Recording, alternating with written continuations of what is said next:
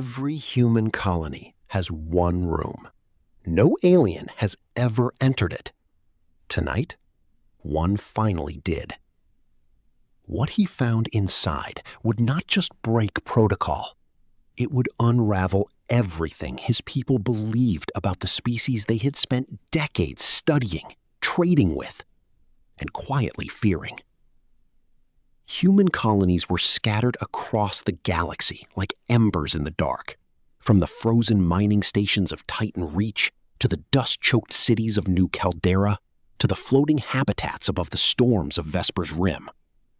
Different climates, different architecture, different customs shaped by generations of isolation. But one thing never changed. In every colony, without exception, there was a single room, sealed, unlisted on public schematics, guarded quietly, even in colonies too small to justify the manpower. No alien species, in over 100 years of contact, had ever been permitted inside one. At first, it hadn't seemed unusual.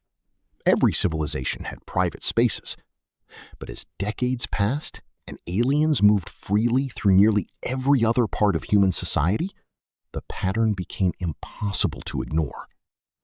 Every colony had one, only one, and it was always treated the same way, not with hostility, but with a quiet, absolute finality that diplomacy never seemed to shift. Vex Aloran had spent 6 years studying human behavior, longer than almost any other Tholan cultural observer stationed among the colonies. He prided himself on understanding them, their contradictions, their strange humor, the way they could be fiercely private and disarmingly open in the same conversation. The room at the end of Corridor 7, on the mining colony of Ashgate, unsettled that confidence more than he wanted to admit. He'd first noticed the door 8 months into his assignment. Plain metal, unmarked, unremarkable, except for how 3 different colonists reacted when he asked about it. The first, a maintenance technician, called it an old storage closet. The second, an engineer named Halverson, called it a decommissioned server room, though no server hardware was listed anywhere near Corridor 7. The third, a woman he passed briefly in the mess hall, didn't answer at all. She simply changed the subject, smoothly, like she'd done it before. None of them looked him in the eye. Vex told himself it meant nothing. Humans avoided eye contact for all kinds of reasons that had nothing to do with hiding something. He almost believed it. That night, walking the corridor alone during a quiet maintenance shift, he saw something he hadn't noticed before. Beneath the door, faint but unmistakable, was a thin line of light. Cold, blue-white. Steady in a way that felt deliberate. He stood there longer than he should have. An emergency light left on, maybe. A malfunctioning panel. Nothing worth the awkward conversation that would follow if he asked again. But the room was listed as unused, empty, powered down according to every record he could access. So why was something inside it still awake? He almost walked away, the way he'd let go of a dozen smaller mysteries before, filed under cultural quirks not worth pursuing. Instead, he stayed, watching the light bleed faintly across the floor. And in that moment, standing alone in the hum of the colony's night cycle, Vex Aloran made a decision that would, in time, reach far beyond Ashgate. A decision that would force an entire alien government to confront a question it had never thought to ask. What was humanity keeping behind that door? And why did it matter enough to guard, in every colony, without fail, for over a century?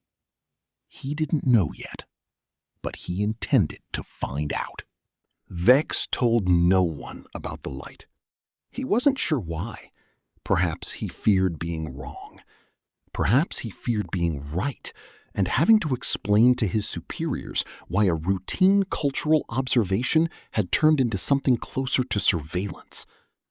Instead, he began watching the door more carefully, adjusting his patrol schedule to pass Corridor 7 at different hours, telling himself each time that this would be the last. The pattern he found was strange. The light wasn't always there. Some nights, the corridor stayed dark and silent for days at a stretch.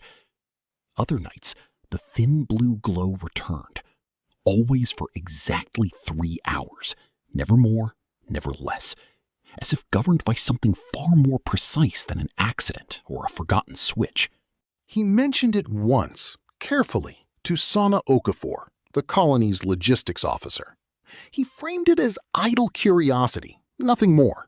She laughed it off, calling it an old backup power system for outdated equipment nobody had bothered decommissioning. But her hands, steady until that moment, stopped moving over her console, just for a second. Then she continued as if nothing had happened at all. Vex began to notice other things too, small things, the kind of details easy to dismiss individually, but harder to ignore once he started looking for them. Colonists who worked near Corridor 7 rotated through their shifts more frequently than anywhere else on the station. Nobody stayed near that hallway for long. It was subtle, barely noticeable unless you were watching closely. The way people avoided lingering there. The way conversations near that stretch of corridor grew shorter, quieter, and ended sooner than they should have. He mentioned it once, carefully, to Sana Okafor, the colony's logistics officer. He framed it as idle curiosity, nothing more. She laughed it off, calling it an old backup power system for outdated equipment nobody had bothered decommissioning. But her hands, steady until that moment, stopped moving over her console, just for a second. Then she continued as if nothing had happened at all. Vex began to notice other things too, small things, the kind of details easy to dismiss individually, but harder to ignore once he started looking for them. Colonists who worked near Corridor 7 rotated through their shifts more frequently than anywhere else on the station. Nobody stayed near that hallway for long. It was subtle, barely noticeable unless you were watching closely. The way people avoided lingering there. The way conversations near that stretch of corridor grew shorter, quieter, and ended sooner than they should have. He requested access to the colony's maintenance logs, half expecting to be denied outright. To his surprise, he was granted partial clearance. The logs confirmed regular maintenance requests filed for Corridor 7. Routine, unremarkable entries, the kind that wouldn't draw attention from anyone not already looking for something. But every entry specific to the room itself was blank. No technician's name attached, no description of work performed. Just a timestamp, and beneath it, a single word, repeated again and again across months of records. Monitored. Vex sat with that word for a long time, turning it over. Monitored by whom? Monitored for what purpose if the room itself contained nothing worth guarding? He told himself there had to be a simple explanation, some administrative oversight, a placeholder term used across dozens of unrelated systems for reasons that had nothing to do with secrecy. Humans were bureaucratic in ways that often looked stranger than they actually were. But the explanation didn't sit right, and the longer he searched for one, the more the absence of an answer began to feel like an answer in itself. 3 nights later, walking the corridor during what had become an almost involuntary habit, Vex noticed something the light had never done before. It flickered. Not the steady, deliberate glow he had grown used to, but an uneven, stuttering pulse, as though whatever powered it had been disturbed or interrupted, or was struggling against something on the other side of the door. And then, for the first time in 8 months of quiet observation, Vex heard something. A sound. Faint, deliberate, moving on the other side of the sealed door. He froze in the empty corridor, every instinct telling him to walk away, to file the observation and forget it, the way he had trained himself to forget so many smaller mysteries before. He didn't move. Vex returned to Corridor 7 before dawn, when the colony's night cycle was at its quietest and the fewest people would be moving through the halls. He told himself, as he had told himself every time before, that he only wanted to check the maintenance panel outside the room. Nothing more. A routine inspection, easily explained if anyone asked. He didn't quite believe himself anymore, and by now, he had stopped pretending to. When he reached the door, he found something he hadn't expected. It wasn't fully sealed. A narrow gap, barely wider than a finger, ran along the edge of the frame, as if the locking mechanism had failed to engage completely during whatever had happened the night before. He should have reported it immediately. Protocol was clear on that point, and he knew it. Instead, he looked inside. The room beyond the door was small, plain, almost disappointingly so compared to the weight of secrecy that had surrounded it for months. There were no advanced machines humming in the dark, no restricted weapons, no hidden archive of dangerous knowledge.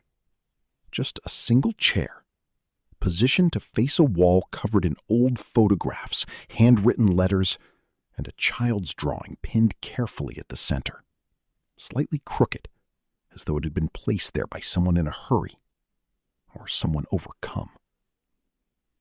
A worn jacket hung on a hook beside a narrow shelf. On it sat a few personal items, a chipped ceramic cup, an old analog radio, and a folded flag bearing the emblem of a world Vex didn't recognize, one that didn't appear in any of the colonial records he'd studied. It wasn't a laboratory. It wasn't a vault. It wasn't anything close to what months of secrecy had led him to imagine. It was a memory, preserved carefully, deliberately, by someone who clearly returned to it often. Before he could examine it further, footsteps echoed softly behind him in the corridor.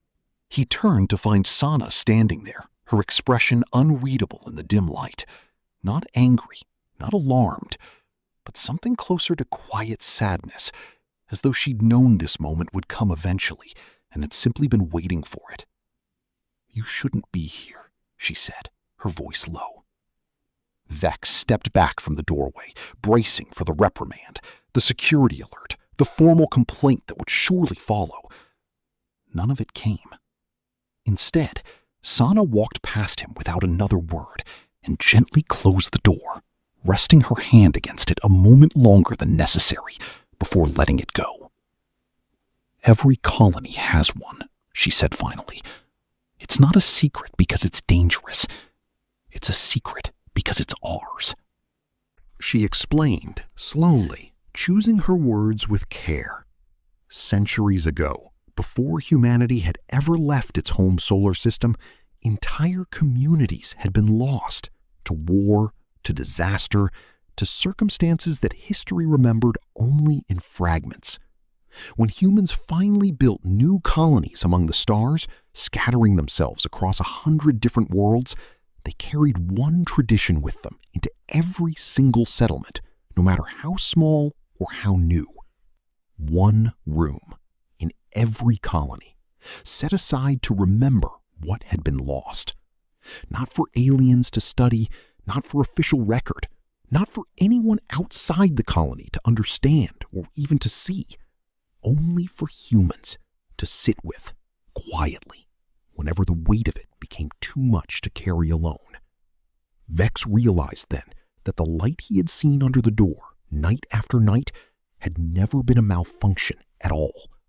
It had been someone, alone in the dark, keeping a promise no one had ever asked them to. Vex should have let the matter rest there. He understood now that the room held no danger, no hidden agenda against his people. But understanding wasn't the same as forgetting, and the discovery had already changed something in him that he couldn't undo. He returned to his quarters that night, but the image of the room stayed with him. The chair, the photographs, the child's drawing. He began to wonder how many other things his species had misunderstood about humans over the years, mistaking grief for secrecy, mistaking privacy for threat. 3 days later, the situation shifted in a way Vex hadn't expected. A Tholen Oversight Committee, reviewing routine colony reports, flagged the maintenance logs he had accessed weeks earlier. The blank entries for Corridor 7 were marked as a security concern. An official inquiry was opened, not by humans, but by Vex's own government. He was summoned to explain his access request. When he refused to describe in detail what he had seen, calling it a private cultural matter, his superiors grew more suspicious, not less. To them, silence looked like concealment. A formal delegation was dispatched to Ashgate Colony with orders to inspect the room directly, regardless of human objection. When Vex learned of this, he felt something close to panic, an unfamiliar sensation for someone trained in careful observation and diplomatic distance. He tried to warn Sana, but she only nodded, unsurprised, as though she had expected this all along. "They've tried before," she said quietly. "Other species, other colonies. It never ends the way they expect." Vex asked what she meant. She wouldn't explain further. She only asked him one question in return. "When the delegation arrives, whose side will you be on?" Vex didn't have an answer. Not yet. The Tholen delegation arrived 2 days later. 3 officials in formal gray robes, precise and unhurried, accompanied by a single security escort.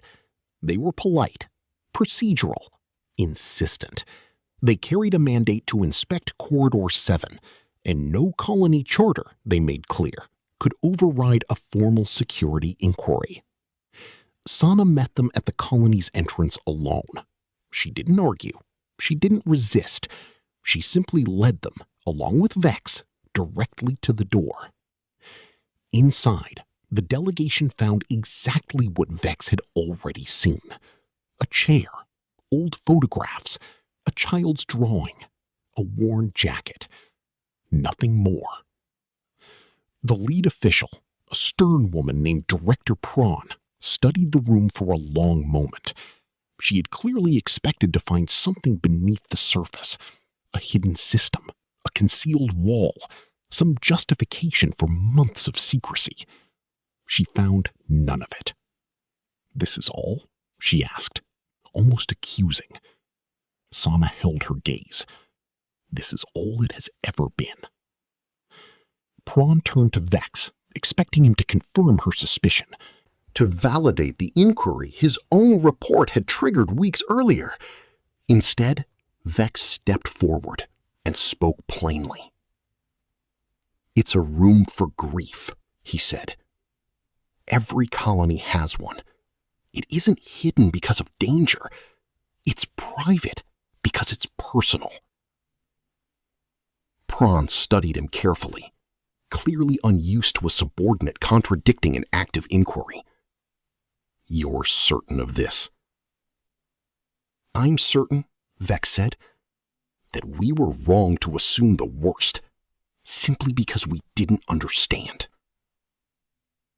For a long moment, no one spoke. The silence stretched, heavy and uncertain, the kind that could break in either direction. Then, Prawn did something none of them expected. She stepped back from the doorway, out of the room entirely, and instructed her escort to do the same. "Log the inquiry as resolved," she said quietly. "No further action required." As the delegation departed, Sana turned to Vex. "You didn't have to do that." "Yes," Vex said. I did." Word of what happened at Ashgate Colony spread slowly through Tholen diplomatic channels, not as a scandal, but as a quiet correction. The inquiry was formally closed, and with Director Prawn's own account attached to the record, other species began reconsidering assumptions they had long held about human privacy customs. Vex remained on Ashgate for another year before his assignment ended. In that time, He never entered Corridor 7 again. He didn't need to. He understood now what the room represented, and more importantly, why it had never truly been meant for him to understand fully. Some things he had come to realize. For your own records, she said, so your people understand, without needing to look inside. Across the galaxy, other species slowly learned the same lesson Vex had. The room in every human colony was never a weapon, never a secret laboratory, never a threat disguised as tradition.